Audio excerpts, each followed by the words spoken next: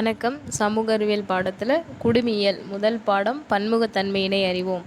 அந்த லெசனில் இருக்கிற முக்கியமான கொஷின் ஆன்சர்ஸ் தான் பார்க்க போகிறோம். லெசனில் போகலாம். ஃபஸ்ட்டு பன்முகத்தன்மைனா என்ன அப்படின்னு பார்த்தோன்னா, ஒருவரிடமிருந்து மற்றொருவர்கள் வந்து மாறுபட்டு இருக்கிறது, அதாவது பழக்க வழக்கங்கள், மொழி, அதன் மூலமாக மாறுபட்டு இருக்கிறத தான் நம்ம என்ன சொல்கிறோன்னா பன்முகத்தன்மை அப்படின்னு சொல்கிறோம். ஃபஸ்ட்டு கண்டம்னா என்ன அப்படின்னு பார்த்தோன்னா, மலைகள், பீடபூமிகள், சமவெளிகள் இது எல்லாமே இருக்கிறது தான் வந்து கண்டம்னு சொல்லுவோம். இந்தியாவை வந்து நம்ம வந்து ஒரு துணை கண்டம் அப்படின்னு சொல்கிறோம். ஏன்னா இங்கே மலைகள், பீடபூமிகள், சமவெளிகள் இந்த மாதிரி எல்லா இயற்கை பிரிவுகளும் இருக்கிற ஒரு மிக பரந்த நிலப்பரப்பை தான் நம்ம வந்து என்னென்னு சொல்கிறோன்னா துணை கண்டம் அப்படின்னு சொல்கிறோம். இது எல்லாமே வந்து இந்தியாவில் இருக்கிறதுனால இந்தியா வந்து ஒரு துணை கண்டம் அப்படின்னு சொல்கிறோம். இந்தியா பார்த்தோன்னா ஏறத்தாழ 5000 ஆண்டுகள் பழமை வாய்ந்த நாகரிகம் கொண்டது அப்படின்னு சொல்கிறோம்.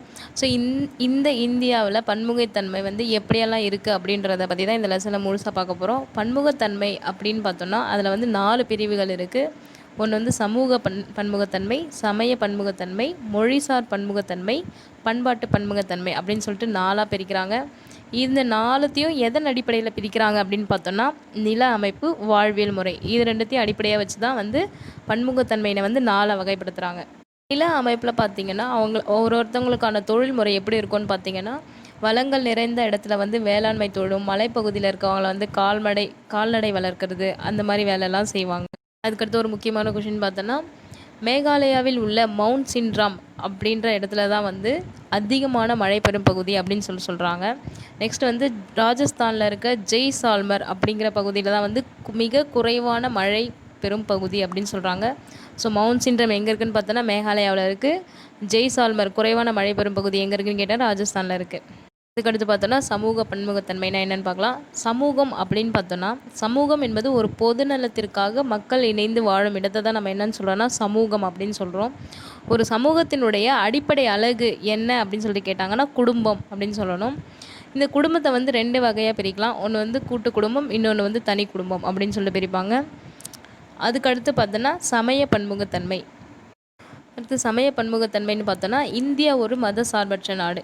மத விடுதலை என்பது நமது அடிப்படை உரிமையிலே இருக்குது. ஸோ யார் வேணாலும் எந்த மதத்தை வேணாலும் பின்பற்றி வழிபடலாம் அப்படின்னு சொல்கிறாங்க. இதுதான் வந்து சமய பன்முகத்தன்மை. அதுக்கடுத்து வந்து மொழிசார் பன்முகத்தன்மை அப்படின்னா என்னென்னு பார்த்தோன்னா, 2001ஆம் ஆண்டு மக்கள் தொகை கணக்கெடுப்பின்படி இந்தியாவில் வந்து 122 முக்கிய மொழிகளையும் 1599 பிற மொழிகளையும் கொண்டது அப்படின்னு சொல்கிறாங்க. இதில் முக்கிய மொழி குடும்பம்னு பார்த்திங்கன்னா மொத்தம் 4 இருக்குது. ஒன்று வந்து பார்த்திங்கன்னா இந்தோ ஆரியன், 2வது திராவிடன், 3வது ஆஸ்ட்ரோ ஆஸ்டிக், 4வது சீன திபெத்தியன். ஸோ இது 4 வந்து முக்கிய மொழி குடும்பங்கள் அப்படின்னு சொல்கிறோம். இதில் நம்ம தமிழ் மொழின்னு பார்த்தோன்னா ரொம்ப பழமையான மொழி. இது எதுலேருந்து வந்துச்சு அப்படின்னு பார்த்திங்கன்னா திராவிட மொழியிலேருந்து வந்துச்சு அப்படின்னு சொல்கிறாங்க. இந்திய அரசியலமைப்பு சட்டத்தின்படி 8வது அட்டவணையில் 22 மொழி வந்து அலுவலக மொழியாக அங்கீகரிக்கப்பட்டுள்ளது. ஸோ மொழி வந்து எந்த அட்டவணைன்னு கேட்டாங்கன்னா எட்டாவது அட்டவணையில் இருக்கிற அலுவலக மொழிகள் மொத்தம் எத்தனைன்னு கேட்டாங்கன்னா 22 இருக்குது. சரிங்களா. அதுக்கடுத்தது வந்து எக்ஸ்ட்ரா நியூஸ் பார்த்திங்கன்னா, 2004ஆம் ஆண்டு இந்திய அரசால் முதல்ல செம்மொழியாக தேர்ந்தெடுக்கப்பட்ட மொழி எது அப்படின்னு ஃபஸ்ட்டு கேட்டாங்கன்னா தமிழ் மொழி தான். அதுக்கு அடுத்தது இப்போ வரைக்கும் 6 மொழியை வந்து செம்மொழியாக வந்து அறிவிச்சிருக்காங்க. அதுக்கடுத்து பார்த்திங்கன்னா, இந்தியாவில் வந்து முதல் 5 மொழி முக்கியமாக அதிகமாக பேசப்படுற மொழி அப்படின்னு சொல்லிட்டு பார்த்தோன்னா, முதல் இடத்துல வந்து ஹிந்தி இருக்குது. அது எவ்வளோ பர்சன்டேஜ்னு பார்த்திங்கன்னா 41.03%. அதுக்கடுத்தது வங்காளம் 8.10%. அதுக்கடுத்தது தெலுங்கு 7.19%. அதுக்கடுத்தது மராத்தி 6.99%.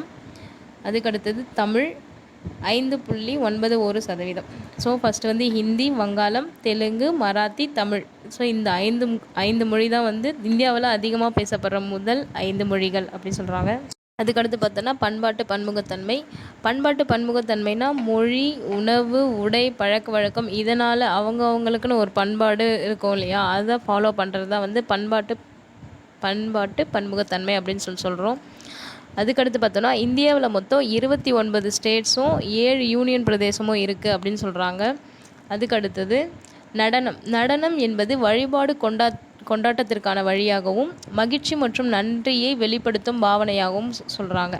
ஸோ டேஷ் என்பது வழிபாடு கொண்டாட்டத்திற்கான வழியாகவும் மகிழ்ச்சி மற்றும் நன்றியை வெளிப்படுத்தும் பாவனைன்னு கேட்டாங்கன்னா நடனம் சொல்லணும். நெக்ஸ்ட்டு இசை நடனம் ஒன்றோடு ஒன்று இணைந்தவை அப்படின்னு சொல்கிறாங்க. இது ரெண்டும் இணைந்து பிறந்த இசைன்னு பார்த்தோன்னா இந்துஸ்தானி இசை, கர்நாடக இசை, லாவணி இசை, தமிழ் செவ்வியல் இசை, நாட்டுப்புற இசை, கஜல் இசை, இதெல்லாம் வந்து நடனமும் இசையும் சேர்ந்து இணைந்து பிறந்தது அப்படின்னு சொல்கிறாங்க. அதுக்கடுத்தது இந்திய தொல்லியல் துறை கல்வெட்டு சான்றுகளில் 60% வந்து தமிழ்நாட்டில் தான் கண்டுபிடிக்கப்பட்டது. அவை பெரும்பாலும் எந்த மொழியில் எழுதப்பட்டிருக்கு அப்படின்னு சொல்லிட்டு பார்த்தோன்னா தமிழ் மொழியில் தான் எழுதியிருக்கு அப்படின்னு சொல்கிறாங்க.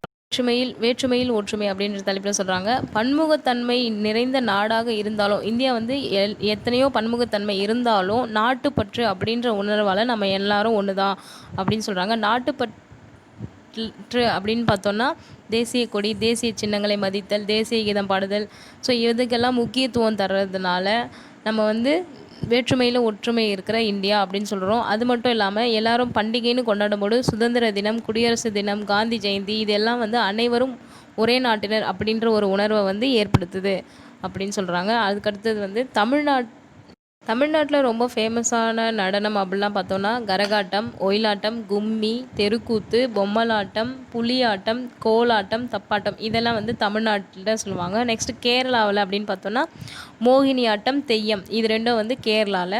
நெக்ஸ்ட்டு பஞ்சாபில் பார்த்தோன்னா பங்க்ரா அப்படின்னு சொல்கிற ஒரு நடனம் தான் ரொம்ப ஃபேமஸ்ஸு. அதுக்கடுத்து ஜம்மு மற்றும் காஷ்மீரில் பார்த்திங்கன்னா தும்ஹல் அப்படிங்கிற நடனம் தான் பண்ணுவாங்க. அதுக்கடுத்து வந்து குஜராத்தில் வந்து கார்பா மற்றும் தாண்டியா அப்படின்னு சொல்லுவாங்க. அதுக்கடுத்து ராஜஸ்தானில் பார்த்திங்கன்னா கல்ஃபேலியா மற்றும் கூமர் அப்படிங்கிற நடனக்கலை சிறப்பு மிக்கது. அதுக்கடுத்தது உத்தரப்பிரதேஷில் பார்த்தோன்னா ராசலீலா, சோலியா இது ரெண்டும் வந்து உத்தரப்பிரதேஷ். அஸ்ஸாமில் பார்த்திங்கன்னா பிஹு அப்படிங்கிற நடனம் ஃபேமஸ் ஆனது. ஸோ ஒரு ஸ்டேட்டுக்கும் என்னென்ன நடனம் ஃபேமஸ் அப்படின்னு தனித்தனியாக கொடுத்துருக்காங்க.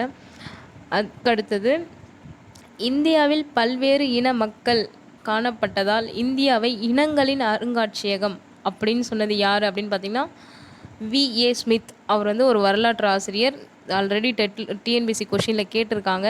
ஸோ இனங்களின் அருங்காட்சியகம் அப்படின்னு சொன்னது யார் அப்படின்னு கேட்டாங்கன்னா V.A. ஸ்மித் அவர்கள் தான் சொல்லியிருக்காங்க இந்தியாவை. அதுக்கடுத்தது இந்தியா வேற்றுமையில் ஒற்றுமை உள்ள நாடு சுதந்திர இந்தியாவின் அப்படின்னு சொன்னது யாருன்னு பார்த்தீங்கன்னா சுதந்திர இந்தியாவினுடைய ஃபஸ்ட்டு பிரதமரான ஜவஹர்லால் நேரு. அவர் எதில் சொல்லியிருக்காருன்னு பார்த்தோன்னா டிஸ்கவரி ஆஃப் இந்தியா அப்படிங்கிற அவரோட புக்கில் வந்து அவரோட நூலில் வந்து எழுதியிருக்காரு. ஓகேங்களா. இந்தியாவில் வேற்றுமை உள்ள நாடு அப்படின்னு ஃபஸ்ட்டு சொன்னது யாருன்னு கேட்டிங்கன்னா ஜவஹர்லால் நேரு. அது எந்த நூலில் சொல்லியிருக்காருன்னு கேட்டாங்கன்னா டிஸ்கவரி ஆஃப் இந்தியா அப்படிங்கிற நூலில் சொல்லியிருக்காரு. ஓகே, இந்த லெசனில் இருக்கிற முக்கியமான கொஷின்ஸ் அவ்வளோதான். தேங்க்யூ.